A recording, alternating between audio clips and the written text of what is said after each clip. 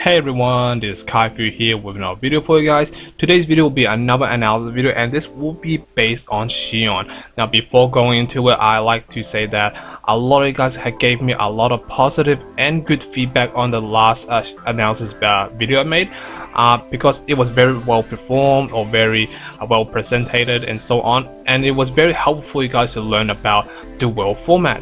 And a lot of you guys should say that, well, you should make more analysis videos so I can learn more.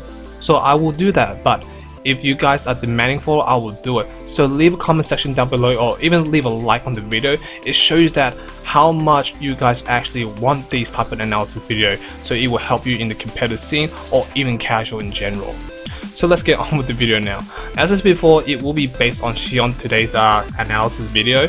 So let's go on with it. Now why Shion? Now Shion is one of the best ruler can be played in any style and is very flexible at the same time. Now by style I mean it can be played very aggressively, very defensively, very control oriented, very combo oriented. So it's very flexible, it can be splashed in any type of style they want. So you can be playing a very heavy strong control type of deck, and Shion will still work because Shion just provide a splash ability as a removal card on the J rule side, able to check any cards you want to draw into and see how to plan up your next play in a couple of turns, something like that online. And then it has one of the best ability it can offer you by providing additional information that your opponent may not know. So as I just mentioned before, checking the top card of the deck, and you can plan ahead of what you can do with that card later on. So your opponent doesn't know that, but you know what you're going to be doing. So it can be very helpful in a lot of situations. Say for example, your opponent uses a kill spell onto one of your best resonator on the field. Now by checking the top card, you can see that, well, I am going to draw another copy so I can let my resonator die and cast it again next turn, and I don't have to waste my protection spell or my cancel spell. Something like that online. Or if it's the opposite, saying that they use a kill spell onto your resonator, you check the top card.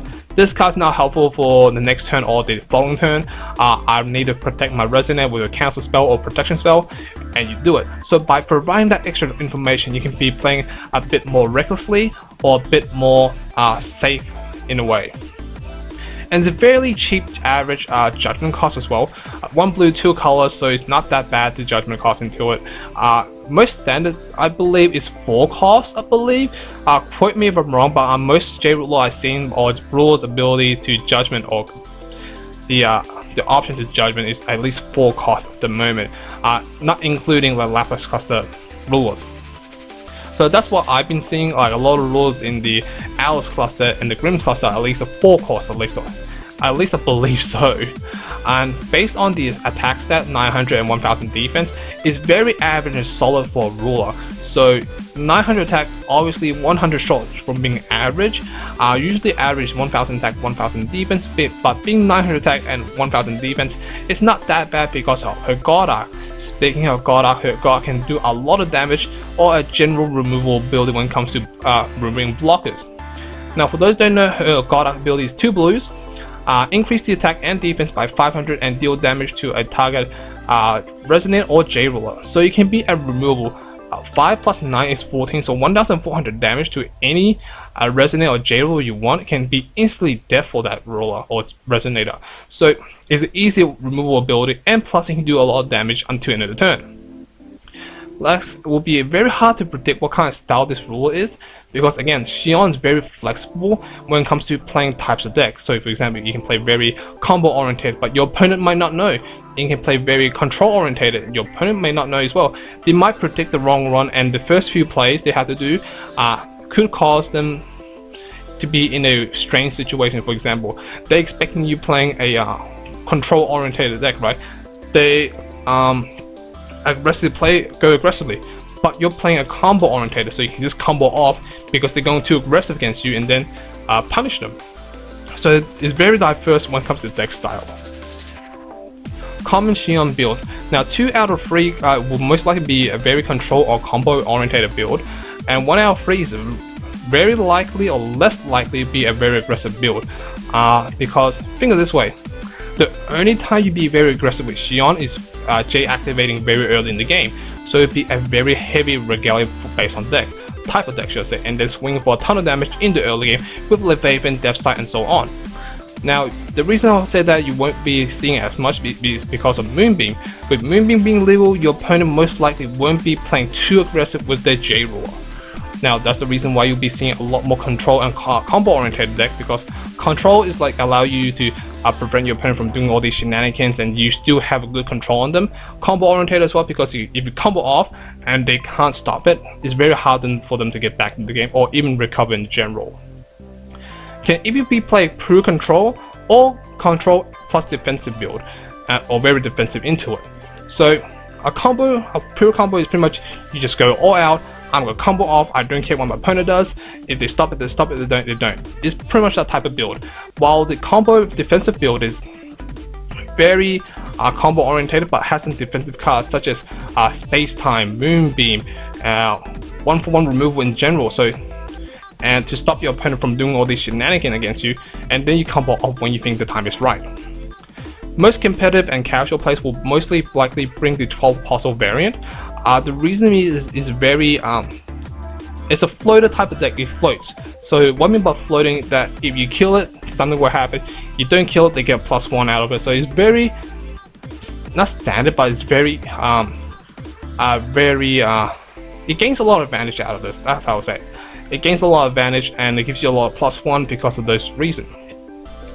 Now, expect one of these regalia in the deck. So you might be expecting one of these or one or more of these regalias in the deck in general, which is Hydromonica, Leviathan, Horn, and or Death Sight. Now, Hydromonica is a staple card, is very standard, able to search for any card you need, leave on top of the deck, or put a card back to the bottom. Very simple. Leviathan, very aggressive card, you can use it as a mana ramp, sack fodder for your 12 Apostle, like your Alice Scout, your Familiar, your Precious Shift Side, and so on. Horn most likely is just for the mirror match, but you can still pump up the J-Roll for attack stat and defensive stat.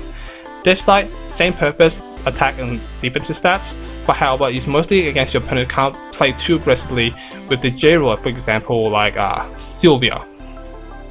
Now expect one of these resonate in the deck as well, which is Celestial, Lucifer, Captain Hook, and or Valentina.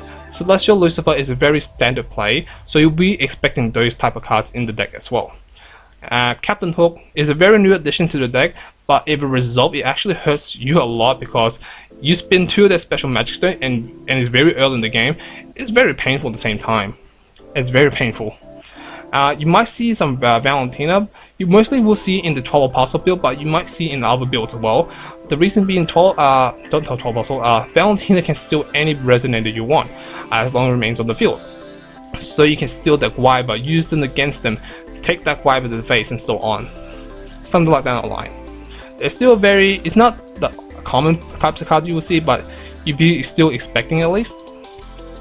Carpool Decision. Now, I already mentioned majority of these cards in the previous slide, but again, these are very standard types of cards you'll be expecting to see most of the time. So these are the top 10s mostly cards will be used in the Shion deck: Hydromonica, Leviathan, Horn, Death Sight, Captain Hook, Lucifer, and Celestial. The other 3 will be most likely in a control orientated build, which is Barrier, Shadow, Moonbeam, and any hand form of hand destruction, or any form of hand destruction. I can't speak today for some reason. So hand destruction is very powerful in the early game. Able to disrupt your opponent's early game play is very devastating. Taking like look, their hand was gone or something like down the line, forcing them to discard 2 cards and 2 cards again after and discard another card. It's very painful in the early game, especially if they're playing a combo oriented type of deck, and or even an aggressive type of deck. They need the resonators, they need the card in hand to go all out. If they don't have it, will be a big issue. Now Moonbeam, most likely you'll be seeing Moonbeam in any types of like dark type of deck, so control oriented as well. So Moonbeam can get rid of any pesky J-Roller, for example Sylveon, not Sylveon. Did I say Sylveon, the Pokemon? I mean Sylvia, right? I think I said Sylveon in my previous slide, I believe. Sorry about that. I mean this Sylvia J-Roller. I don't know what I said Sylveon for. Next we have Barrier Shadow. Now Barrier Shadow is in between Hera. So what I mean by that is that there's some arguments say that Hera is better than Shadow Barrier, while people say Shadow Barrier is better than Hera. Now for me, I say there's both pros and cons between this card, but I say Barrier Shadow is a bit more a bit better in a way. Reason being because Barrier Shadow is effective against most of the decks outside of tree. Think of this way, if this doesn't shut down but it slows down your opponent's judgment cost, slows down the Garda, slows down the Regalia plays. So it does a lot of things, even not against a judgment heavy base deck or a regular base deck, it still does something. While Hera is only effective against a Regalia based type of deck. If they're not playing Regalia, then most likely you have a dead card in hand, doesn't really do anything. While Shadow Barrier can be very diverse against most decks out there. Now next slide we have sample set. Now this is a sample set of the 12 Apostle build. Now as you can see on the slide, it's very standard, which is having like a lot of like sack fodder for Adam Brawley with the Scout and also the Familiar and also Precious Shift side. You have a guild to search out your 12 Apostles, like your Valentina, Behemoth, Athena, and also Adam Brawley. Then you also have your standard power play with the Celestial and Lucifer play. 4 Hydromonica, 4 Leviathan. Obviously, Leviathan is for the mana ramp for your guild shift side, so you can drop down an Adam Brawley, drop down a Behemoth swing for 15. Painful. And also it can be a sack fodder for your like Precious, shift side and your Scouts and your Familiar and so on, and gain a lot of benefit out of it. And say for example in the mirror match, you'll be seeing a lot of Precious shift side, so you try to steal your dude, you use your Leviathan to sack your one so they can't steal it. And then you have your Horn. Horn is mostly for the mirror match.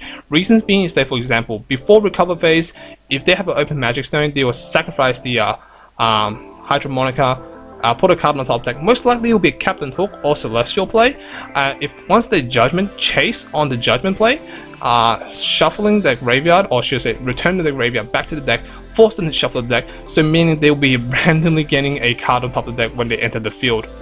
Very painful. Shadow Barrier, as I said before, Shadow Barrier or Barrier Shadow should I say, is very effective in mostly any deck. If you play Hero, will be very limited to one type of deck, which is the Regalia based type of deck. Next you have your, I can't remember this card name again, I think it was Wind of Riffridge, I think that's the name. Pretty much it draws your card, protects your Resonate or J-Roll, and mostly important protects from Moonbeam, which you can kill your Shion. But once your Shion dies, it doesn't really matter too much because you still have the continuous ability until the end of the game.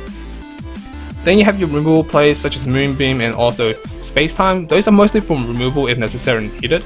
Now as you can see, there's no cancel spell in this type of deck, so it's very combo orientated as well. But you do have some minor removal spells just to deal with your opponent's power play. Next sample, we have the Sacred Beast build, which is a combo and defensive aura type of deck. Now, why I say defensive? Because it has a lot of cancel spells such as Seal Wind and Light and War Wind.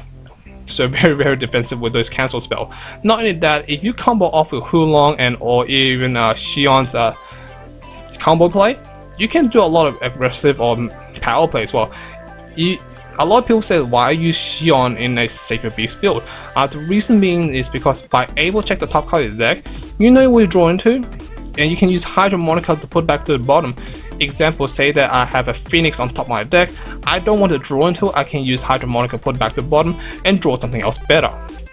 So that's the scenario, and not only that, you can see what cards you can draw. You can draw into combo pieces, you can stick with plan A. If you're not drawing combo pieces, you go with plan B. So again, it's very diverse in a way, this type of deck. So you have your Seal Wind and Light and 4 War Wind to protect yourself. You have your massive power play or your win condition, which is Hulong. You have your mana ramp, which is your magic stone analysis, Sacred Elf and also Melfi, so your mana ramp. And you have your Sacred Beast to combo off with your Hulong. Then you have Red Boy and Captain Hook for your power plays from Shion. I know Red Boy is a 6 cost, so it won't work with Shion, but however, if you draw it, it can field wipe the field and so on if they're playing very defensively. 4 Hydromonica, very standard. You can search for any key pieces you need, or search for your Hulong, leave on top of the deck. Horn, again, mostly for the mirror match. And 2 Foundation, just in case you draw too many Sacred Beasts, you can play and then put the Sacred Beast on top of the deck and play Hulong at the same time. This is before recover phase, guys. And most common plays to be expected, so these are the plays you'll be expecting from any Shion type deck from my point of view. So for the first few turns, they won't be doing much, they'll be setting up their power plays. So for example, for Sacred Beast, they're playing their Sacred Elf and also their mana ramping to Melfi, or even mana ramping using Magic Stone Magic Stone analysis. So you'll be setting up in the early game. The 12 Apostle build, again, setting up with Shadow Barriers, Rift Ridge, and also playing Scout, playing Familiar, and so on. Something to set up the play. So the first few turns, they won't be doing any aggressive plays. They're being setting up. By turn 3 or turn 4, they might Judgment to do their power play, if necessary needed, but you'll be expecting that at least, even if they don't do it, just expect they might do it in the same time. Using the Goddard as a removal if needed. So some scenarios said that, oh, I won't be using my Goddard until I see value out of it. But some people, well, I'm desperate, I need to use my Goddard, I need to kill either one of your dudes and gain back advantage to my field. Something like that in line. Then using the Hydromonica to stack before or after the draw phase, can be drawing into a spell from the Hydromonica, or after the draw you putting a Resident on the top and getting a power play from the Shion from Judgmenting. By turn 5 or turn 6, they might be hard casting a 5 cost or above Resonator to gain field advantage again. This rarely happens due to the fact that they want to combo off by turn 3 or turn 4.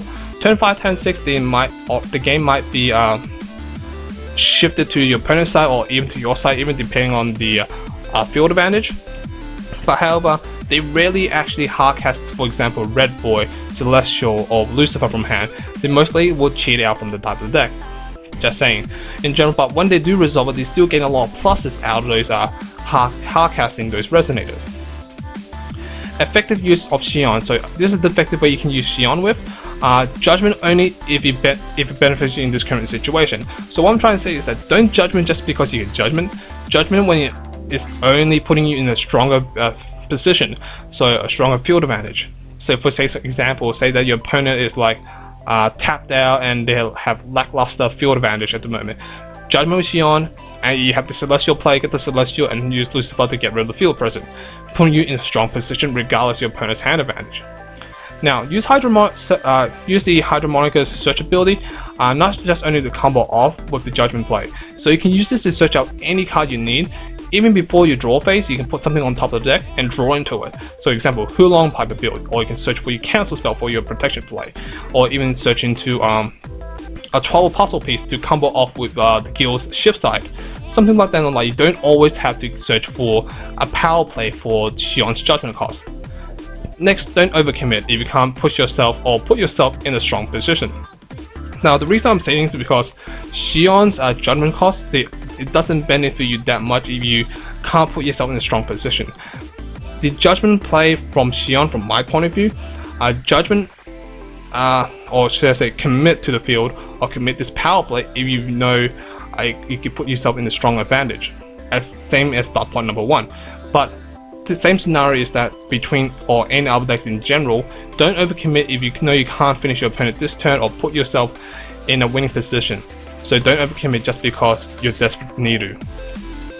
Use the Goddard cautiously when it comes to putting maximum amount of damage or getting rid of the problem.